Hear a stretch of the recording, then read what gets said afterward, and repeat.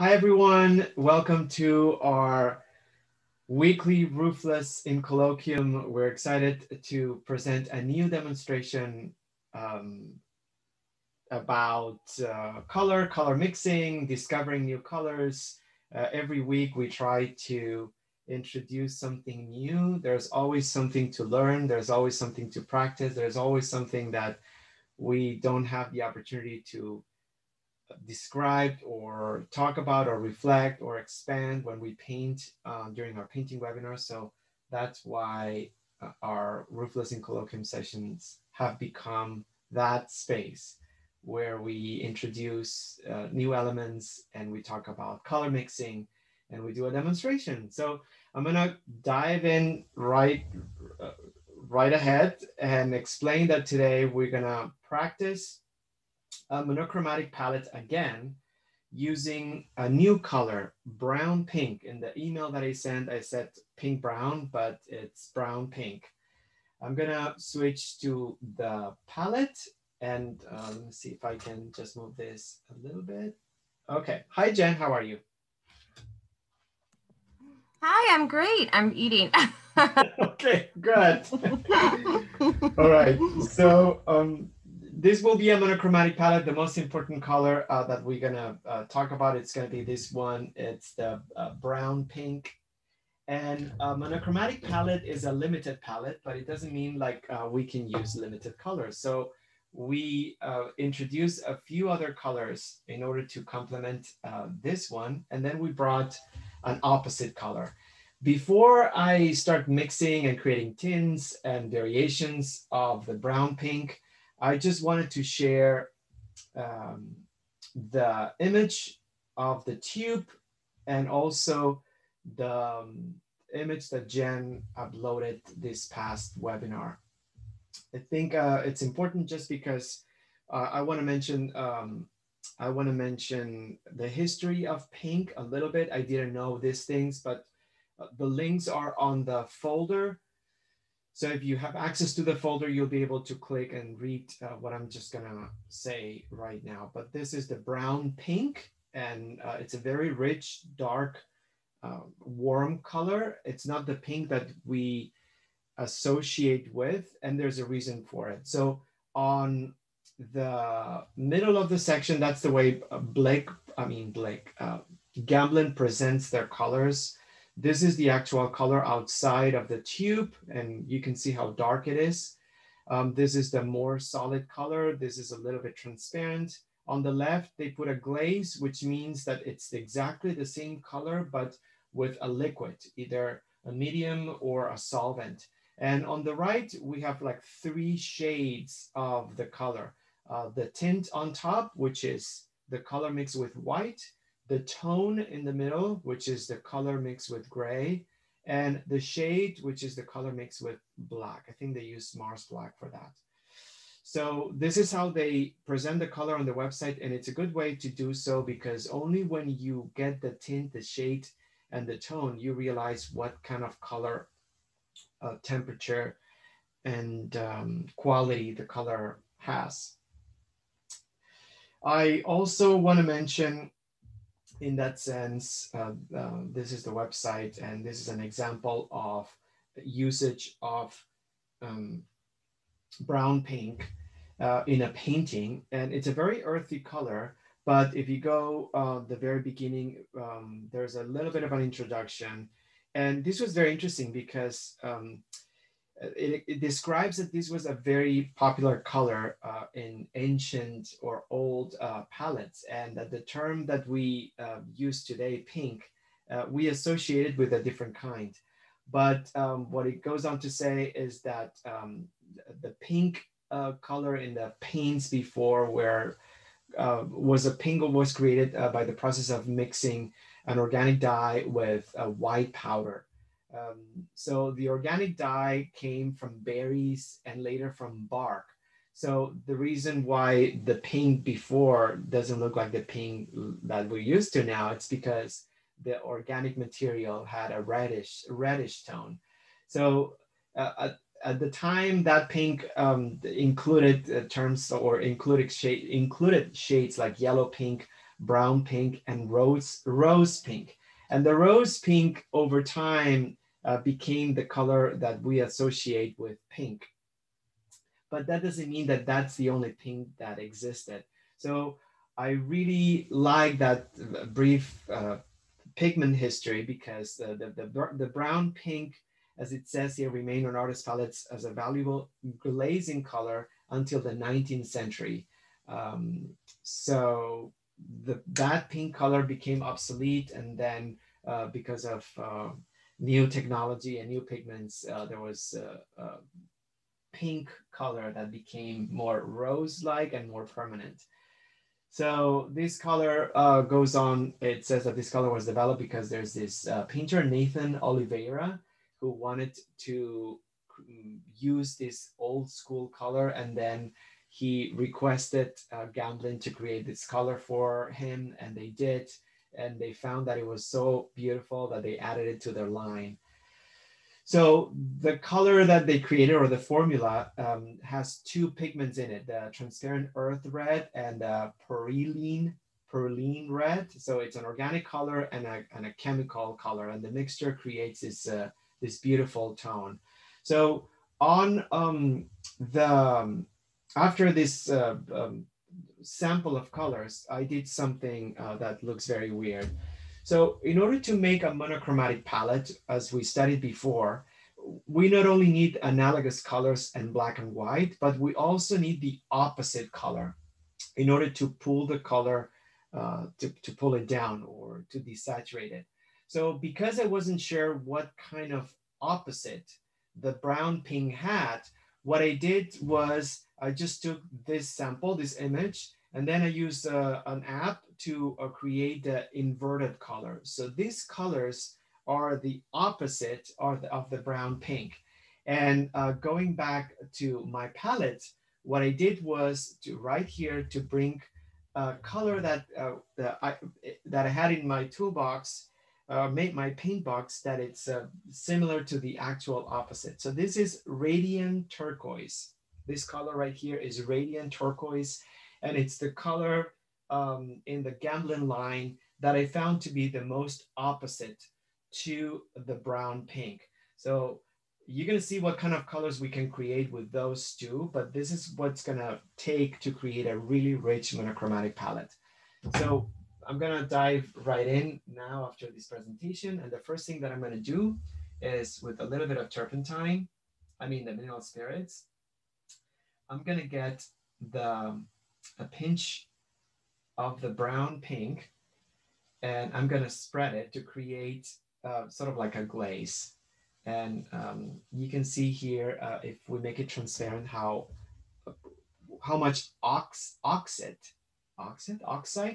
yes, how much oxide this color has. It's really brown. It's we could just add it to our brown palette. In fact, I totally understand now why this was such an important color in ancient or old times.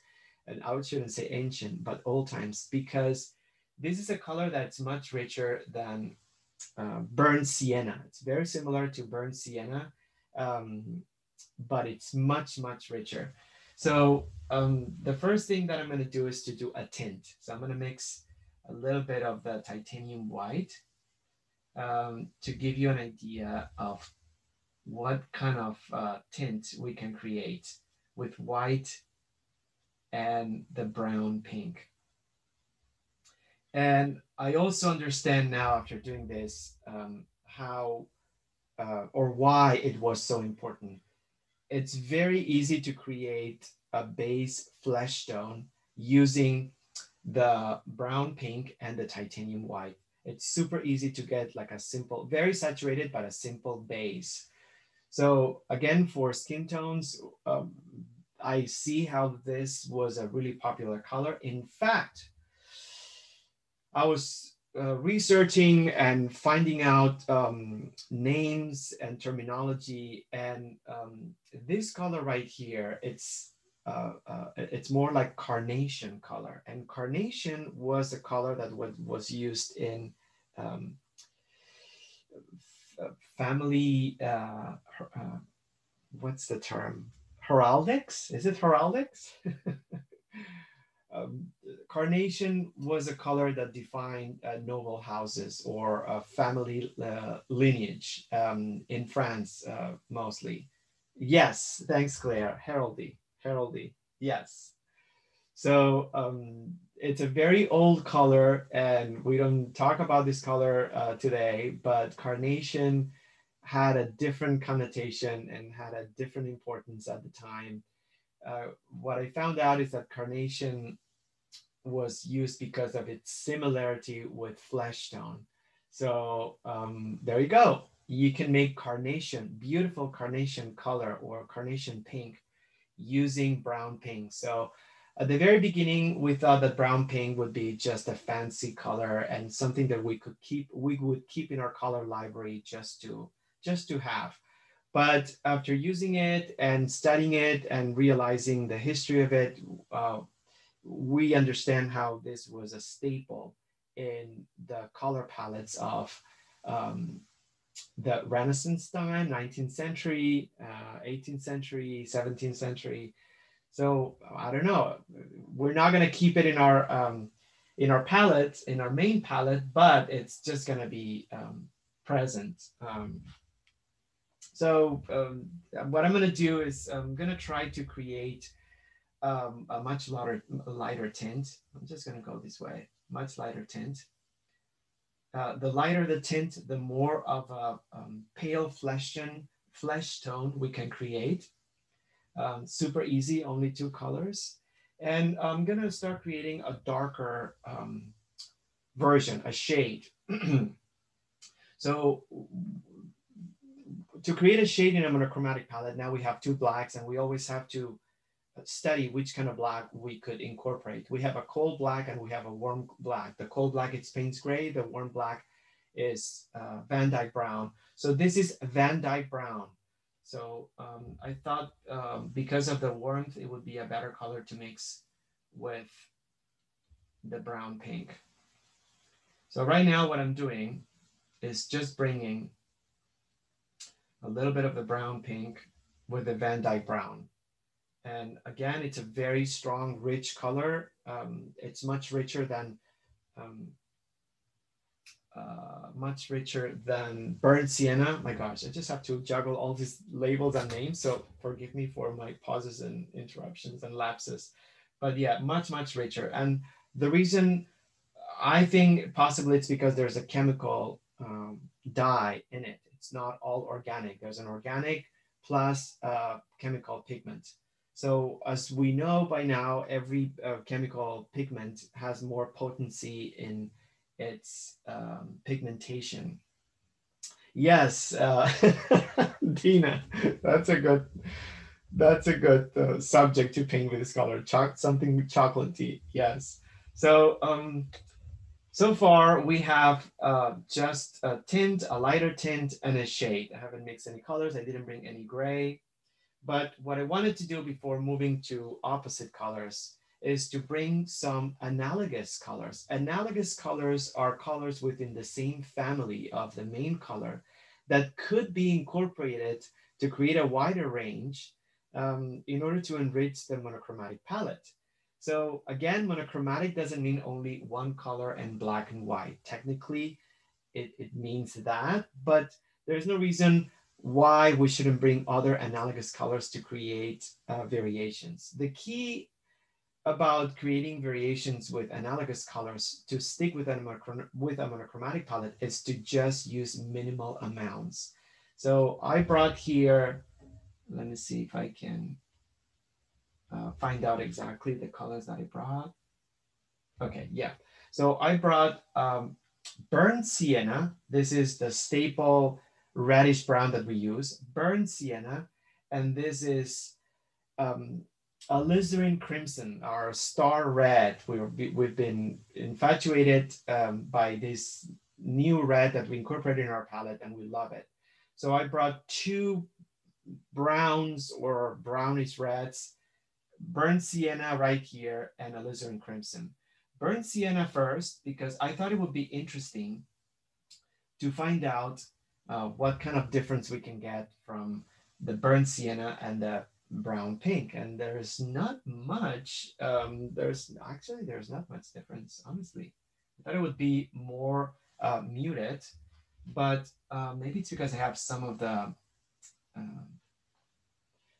alizarin crimson, perhaps, because it is more earthy. This is an organic color and it is more earthy. But anyhow, you can bring some of the burnt sienna and then create some variations, more desaturated variations of the color. So I'm going to start mixing the colors without any neutrals. And then you can bring some of the brown pink with a little bit of the alizarin crimson.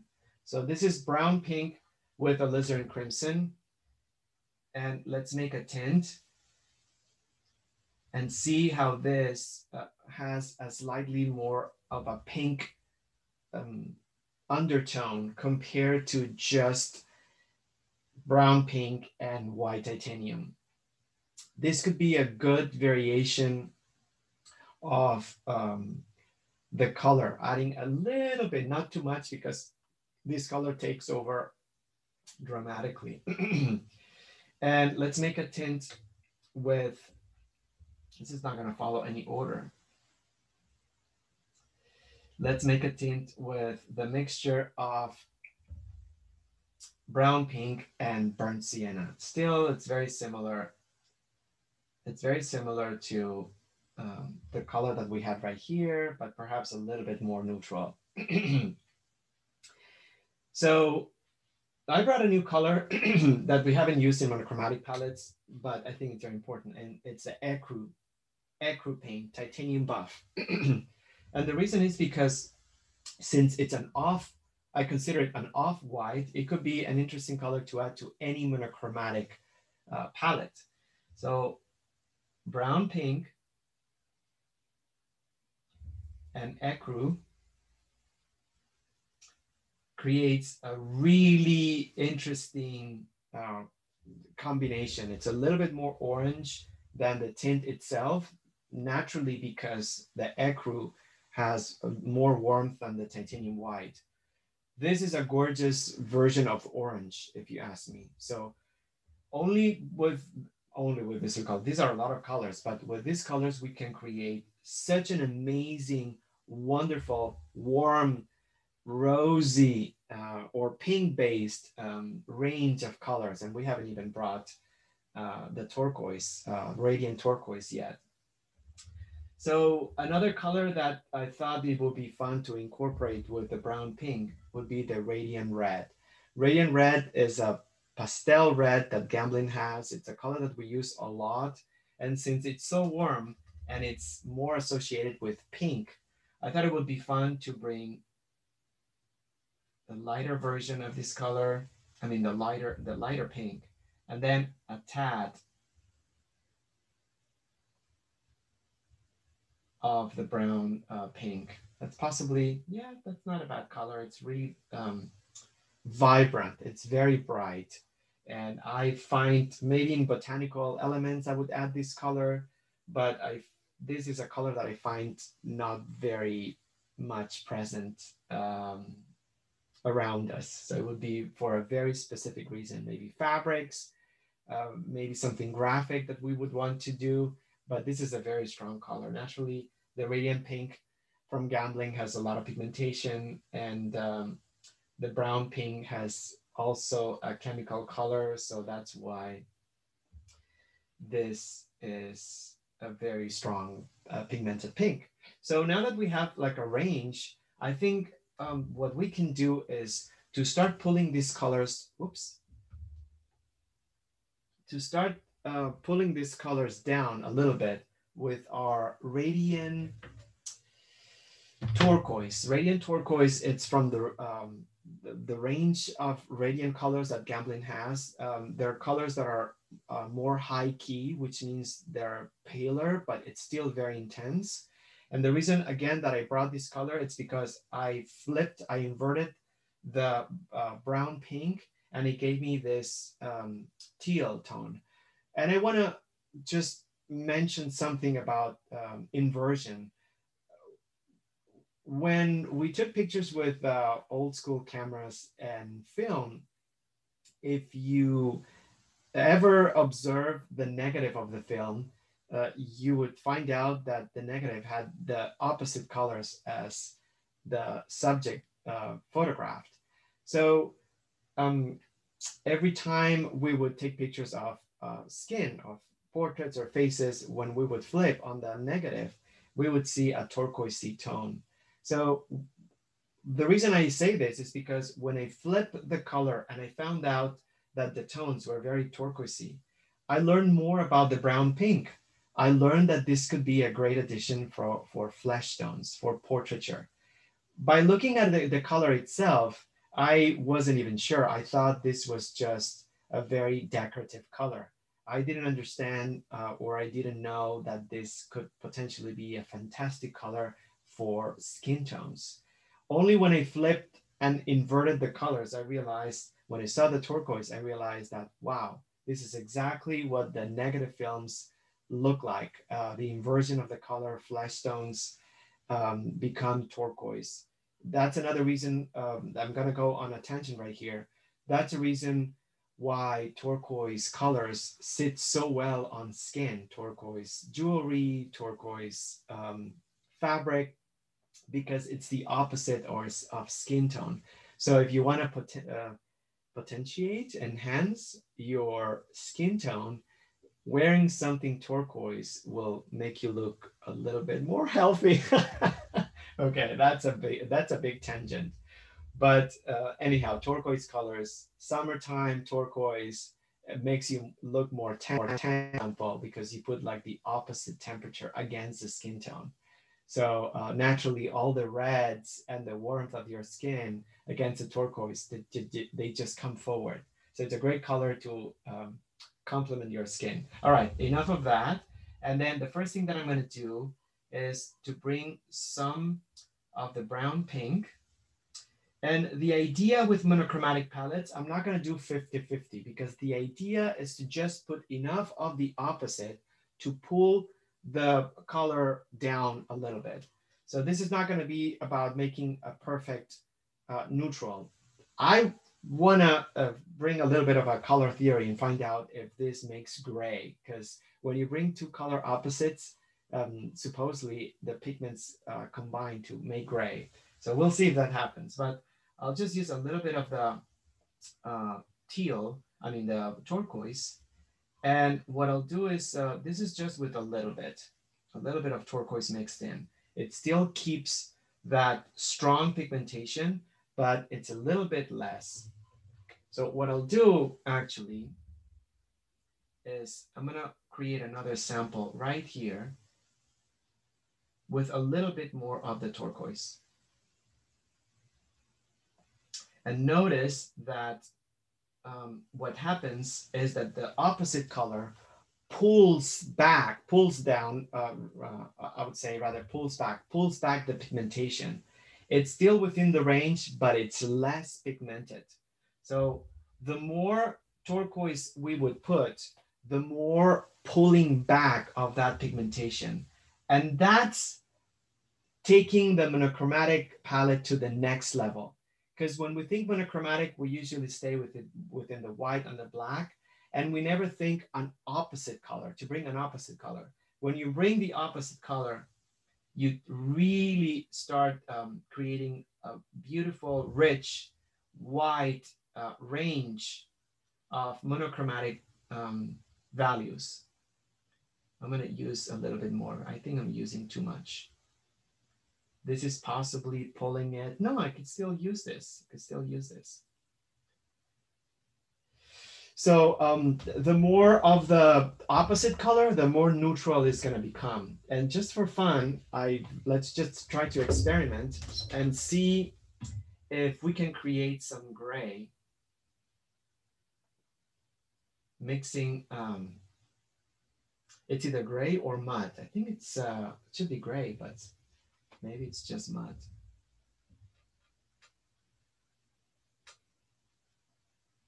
No, I'm right. I always forget. Look at what happened. I love these sessions, you guys.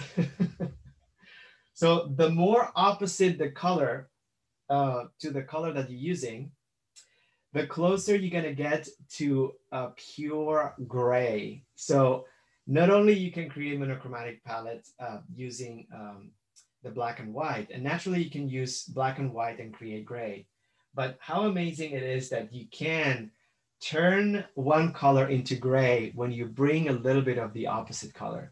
So this is the perfect example of how bringing two opposite colors on the color wheel, any two opposite colors, when you bring them together, you create a neutral tone. And that neutral tone, if it's a perfect opposite, it will always be gray. So that's what, and that's why I really love bringing complementary colors or opposite colors, because not only because of their capability to pull back pigmentation, but if it's the true opposite, then you can even bring it to such a level of saturation that there's no pigmentation. It's just gray, a very neutral tone. So this would be the extreme. Obviously, from this point forward, if we would add more of the radiant turquoise, then we would move from warm palettes to cool palettes, and then it would not be monochromatic. It would be a complementary palette, which is something that we will explore at a different time, when you bring two opposite colors and then you can create what's called a complementary palette. But we're not there yet. I feel like it's important we practice monochromatic palettes because value is the most important aspect in usage of color. So it's better to practice monochromatic values than just start bringing more than one color.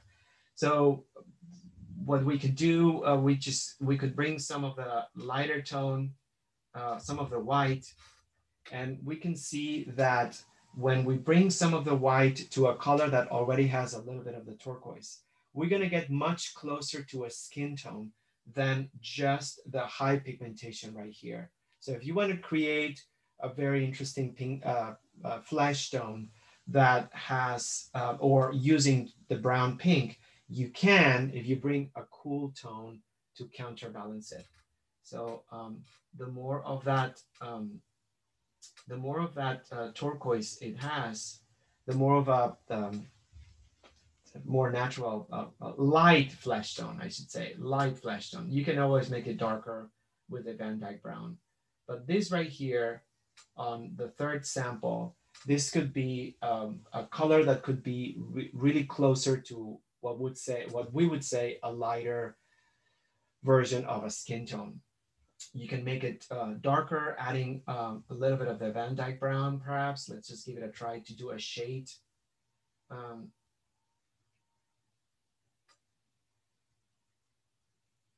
So you could create more of a darker version for a shaded area. If you bring perhaps some of the burnt sienna, you can always warm up that value and create a tone that could be used for a darker skin tone. As we know, skin tones have a range regardless of the pigmentation of the skin. Doesn't matter how light or dark the skin is, everyone will have lighter tones and darker tones. You take a light skin, there's always going to be shadow. You take a darker skin, there's always going to be highlight. So when you think of skin tones, think range. It's never just one formula depending of the skin tone pigmentation. It doesn't work like that. So I think I think I'm just gonna stop right here. I don't think I'm, well, let's do a tone of the rose pink, and the tone would be, I'm just gonna do this. The tone would be using the rose pink, and instead of using gray, I would use the combination that we did with rose pink and I'm sorry, brown pink, and radiant turquoise. Jeez. In other words, I don't think we need gray for this to create a tone. The addition of the radiant turquoise could be applied to any brown pink and create a tone. So what I'll do right now, let's just go back to conclude the lesson or the presentation. I just want to bring back the palette that I created or came up with by inverting the color. And what I did, I recognized that it was cool, but you can see the tint, the tone, and the shade. And mostly this is the color or the reference that I used to select turquoisey color, which is not a very easy color to have if you have blues, as we know. And then going back to the brown pink again, the three shades, the color, the three shades, the tint, the tone, and the shade, or the three values rather. The color is always going to be different when it's printed or on the screen than when you actually use it. So even though this was an approximation, the color was a little bit more neutral on the palette. But nevertheless, the rosy carnation-like shades and values and hues and temperatures that you can create, I think they're just incredible and beautiful. We highly recommend you add it to your shopping list in the future. It's not expensive. You could have it as a variation of browns. And I think I just brought one image of a painting. Yeah, this is a painting. I forgot the name of the artist, but the name of the artist is Lori Putnam. And yeah, she created this painting of cattle using brown pink. Oh, and by the way, on the same website of Gamblin, um, they did a really interesting, nice color mixture graphic or example with brown pink using different tones. And as you can see, the radiant blue and the radiant turquoise, which is the color that we used, just creates different variations. The cooler the color you mix it with, the more neutrals you're gonna find out. To me, that's a better, more practical palette. And the warmer the colors, the brighter the pigmentation, just because you're mixing two intense temperatures. So quinacridone red and cadmium yellow medium can give you really, really high pigmentation. But I like the combinations with anything that has opposite temperature. And I think that's all. Thanks for this. We hope you enjoyed the presentation. We're just gonna pause right now. We're gonna continue, but what we do is now we record the presentation, then we put them on our website, rooflesspainters.com /tutorials. So you can see, I think we have now 4 altogether. You can see them and yeah, you can purchase them also. There's always great information, and we try to bring practical elements that could be used in any painting. Thank you.